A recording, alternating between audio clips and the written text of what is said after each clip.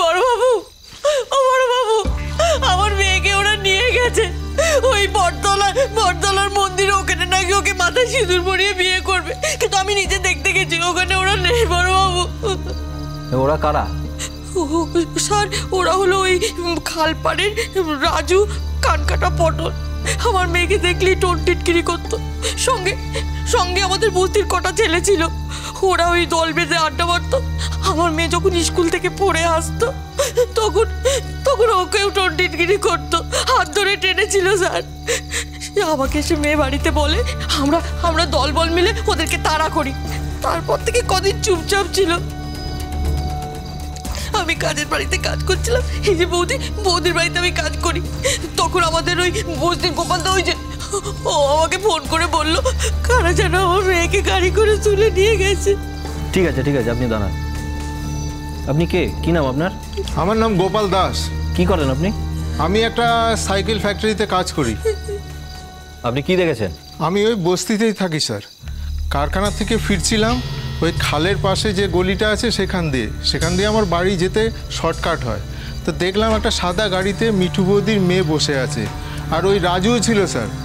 যে চালাচ্ছিল তার মুখটা আমি চিনি, কিন্তু নামে চিনি না। প্রথমে ভালো মতন দেখতে পাইনি, তবে আড়াআড়ি দেখে যেটা মনে হলো সেটা মিঠু বৌদিরই মেয়ে। তাই আমি সঙ্গে সঙ্গে মিঠু বৌদিকে ফোন করলাম। আর আমি ফোনে চেষ্টা করছিলাম, কিন্তু আমার মেয়েকে পাইনি।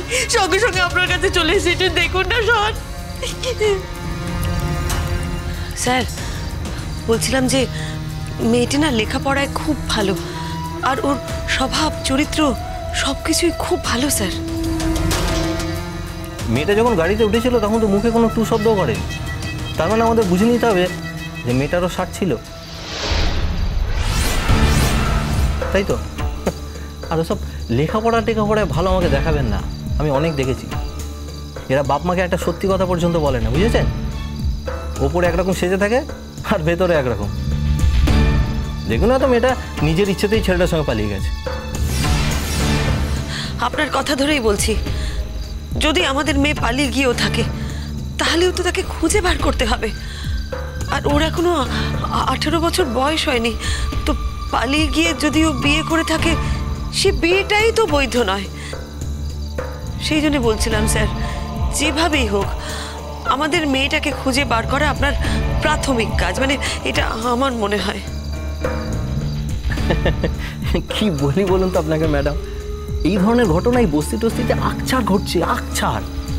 তারপর ধরুন আমরা ওই খুঁজে পেতে যদি নিয়েও আসি জোর করে, দেখা যাবে ওই মেয়েটির সঙ্গে ছেলেটির বিয়ে এই পরিবারের লোকজন দাঁড়িয়ে থেকে দিয়ে দিয়েছে, বুঝেছেন?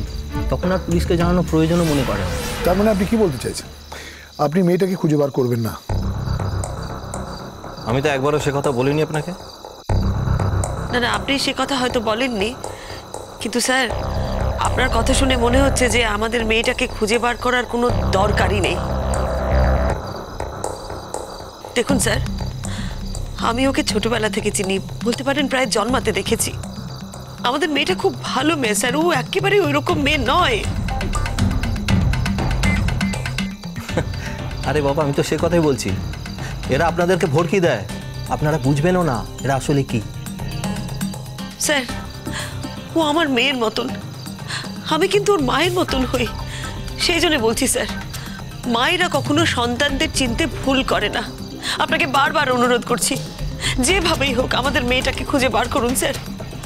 আপনারা যত দেরি করবেন ওর বিপদ কিন্তু তত বাড়বে। এক্স্যাক্টলি অফিসার, বোঝার চেষ্টা করুন। যদি মেয়েটাকে নিয়ে অন্য রাজ্যে চলে যায় তখন আপনি কি করবেন? কেসটা তো আরো ডিফিকাল্ট হয়ে যাবে। আর রাত যদি ক্রস হয়ে যায় তখন মেয়ের যে কোনো ক্ষতি করে দিতে পারে ওরা, তখন আপনি কি বলবেন? আমার মনে হচ্ছে স্যার অনেকটা সময় কেটে গেছে। যা করার আপনাকে তাড়াহুড়োতে করতে হবে, তাড়াতাড়ি করতে হবে। মিঠুদি, চুপ করো, এইভাবে কান্নাকাটি করো না, চুপ করো। আরে কি মুশকিল, আপনি এখানে এরকম দাঁড়িয়ে দাঁড়িয়ে কাঁদবেন? আমাদেরকে আমাদের মতো করে কাজটা করতে দিন। আর আপনারা এখানে দাঁড়িয়ে দাঁড়িয়ে কি দেখছেন? এত ভিড় কেন এখানে? আমাদেরকে ডায়েরিটা নিতে হবে। কে আছে ওদেরকে সরা, বাড়ি যান, ঘরের ভেতর শুনবো। আচ্ছা কি আরে আপনারা এখানে দাঁড়িয়ে যদি এভাবে ভিড় করে থাকেন আমাদেরকে আমাদের মতো করে কাজটা করতে দিন। আমরা একটা কাজ করতে পারবো না, আপনি কি সেটা চাইছেন? আমাদের মেয়ে হারিয়ে গেছে আর আপনি আমি বলছি কি, শুনুন না, আমি হাত জোর করছি আপনাদের কাছে, আপনারা এখানে ভিড় করবেন না, আপনারা বাইরে যান। আমরা আছি তো, আমরা তো এসছি আমাদের মেয়েকে যাতে খুঁজে পাওয়া যায় সেই জন্য দেখছি। যান একটু সবাই বাইরে যান। এটা থানা তো নাকি? যান মিঠুদি, তুমি এখানে থাকো। আমার মনে হয় আমি একটু পাগলামো করে ফেলেছি অনিন্দদা। আমি সরি, আমি বেড়াতে যাওয়ার প্রোগ্রামটা ড্রপ করছি তোমাকে। না প্লিজ প্লিজ প্লিজ, এই বেড়াতে যাওয়াটা আমার মনে হয় আমাদের প্রত্যেকের জন্য খুব প্রয়োজন। আচ্ছা আমাদের তো এই ঝগড়াটা হওয়ার কোনো প্রয়োজন ছিল না, আমরা তো এখানে ভালো থাকতে এসেছিলাম। আমার মনে হয় কোনো কারণে কোনো চাপের মধ্যে আমাদের টেম্পারমেন্টটা আমরা ঠিক রাখতে পারছি না। তুমি মেজে ঝাড়ি ফেলছো, আমি দু চারটে কথা বলে ফেলছি, এটা থেকে ভেঙে বেরোনো দরকার। শোন, দ্বিতীয় পরীক্ষা হয়ে গেছে, ওর এখন ছুটি, ও অনেকদিন বেড়াতে যায়নি, ও তো একটা চেঞ্জের মধ্যে দিয়ে যাচ্ছে, ওর মনের মধ্যে নানান ভাঙা গড়া চলছে, একটা নতুন জায়গায় এসে অ্যাডজাস্ট করার চেষ্টা করছে, ওর উপরে একটা চাপ আছে। আমার মনে হয় সেই কারণেই আমাদের এই ট্রিপটা হওয়া উচিত। কিন্তু দিঠি কি খুশি হয়ে আমাদের সঙ্গে যাবে? তোমরা না হয় ঘুরে এসো জুন আন্টি, আমি কিছু মাইন্ড করব না। সেই কটা দিন না হয় আমি বাড়িতে গিয়ে থাকি। ও কি বলছে অনিন্দদা?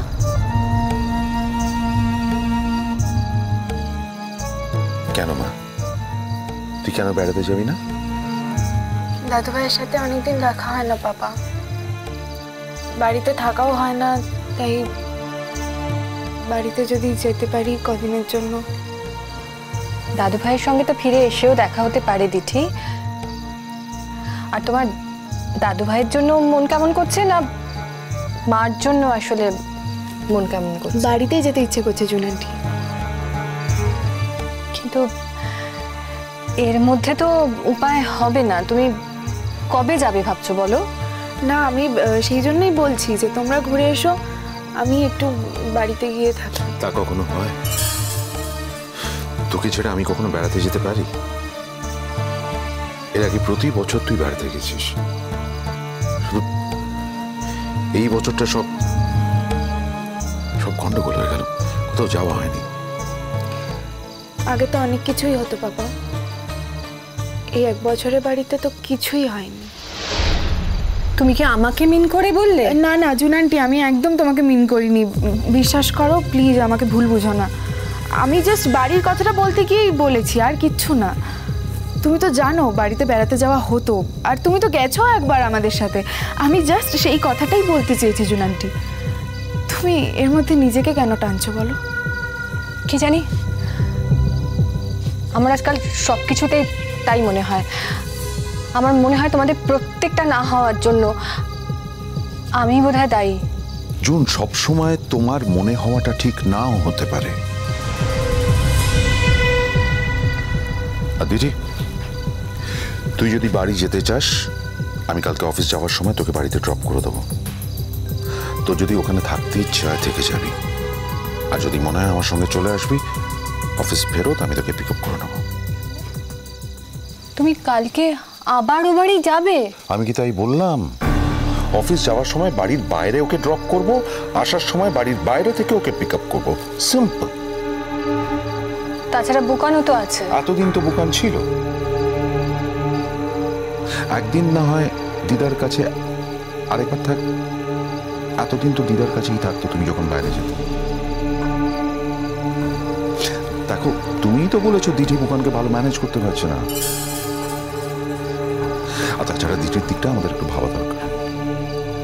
এতদিন ওই বাড়ি ছেড়ে আছে, পরীক্ষা চলছিল, ওর উপর দিয়ে একটা চাপ গেছে। এখন যদি ওর ইচ্ছে হয় ও বাড়িতে যাবে,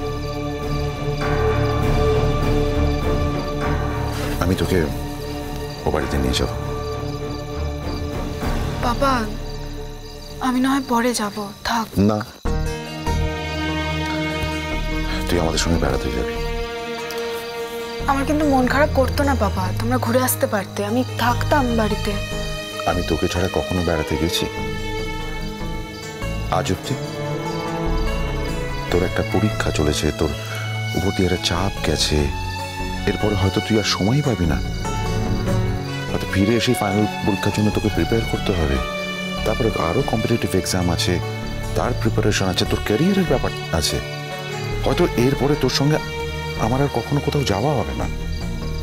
maybe this is the last trip together. আমি অন্তত এই ট্রিপটা মিস করতে চাই না। আমি চাই তুই আমার সঙ্গে এই ট্রিপে যাস। ওকে? আর কালকে অফিস যাওয়ার সময় আমি তোকে বাড়িতে ড্রপ করে দেবো, কেমন? আর আসার সময় বাড়ির বাইরে থেকে পিক আপ করানো।